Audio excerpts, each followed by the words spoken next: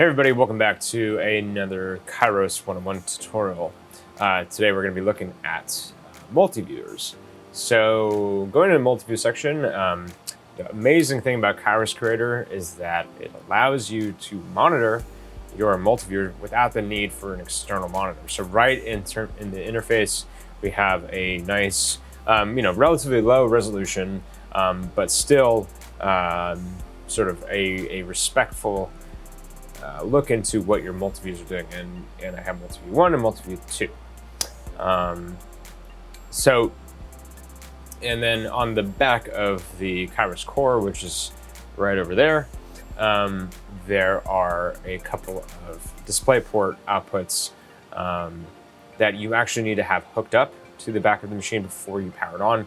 Again, once you have those hooked up and you don't see any video output, you should go ahead and reboot your system so that it can detect that there is a monitor connected and output the resolution, the multiview signal from those DisplayPort outputs, which can, then be converted to HDMI and then put into a router, or just put it right into your displays.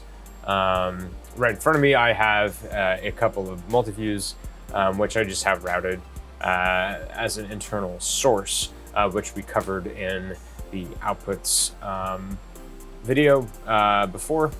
So, I have multiview 1 and multiview 2, like I said, discussed before. But in terms of configuration, this is in the layout menus where you would do some of that work.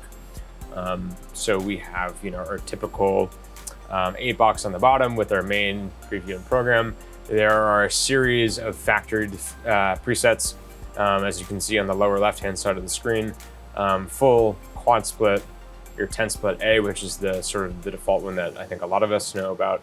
10 split B, which is like this upside down version where you see your sources and then you have your main preview program.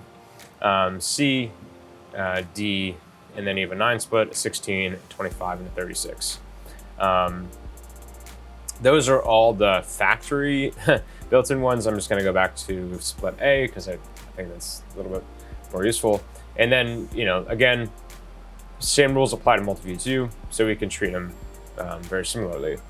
On the right-hand side of the menu, we have a series of multiviewer settings, some of which actually involves audio, which I find kind of interesting. So I suppose if you were to stream this multiview to a remote producer or to another control room and they wanted to hear program audio on this multiview, they can have that right there.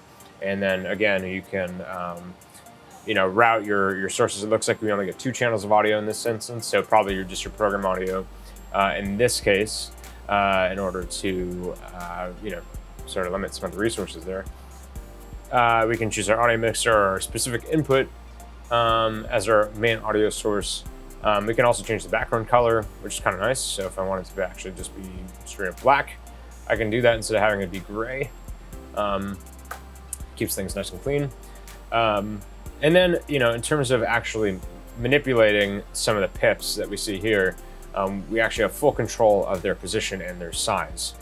There's no snapping sort of conform structure built into the pip sort of settings here, but we do have full sliding scale, and we can use some of the factory numbers to help us sort of position it appropriately.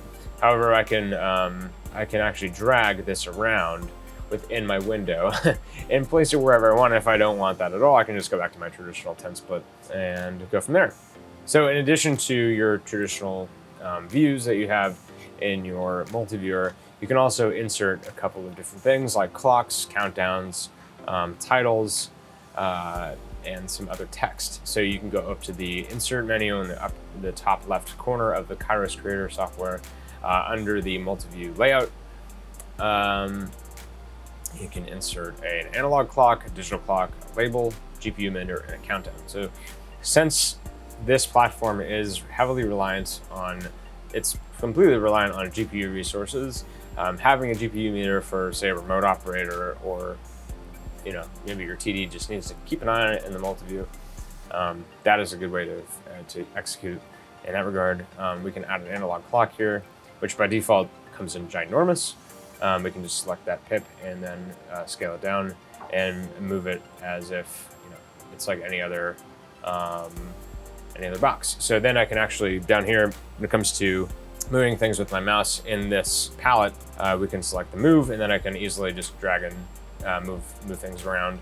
And I can also change what that source is.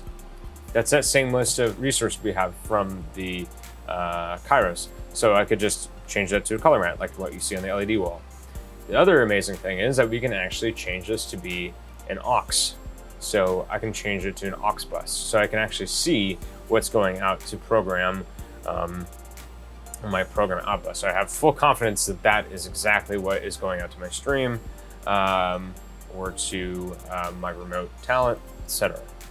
So NDI 1 right now is configured as a multiview, so it's a little bit of multiview inception, but by default, I can just go back to inputs, camera 3, press OK.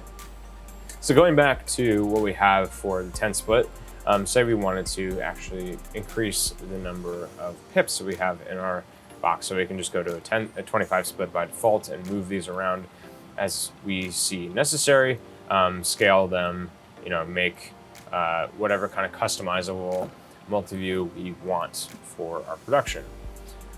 So that is a little tour of how multi-views work. And again, same rules apply to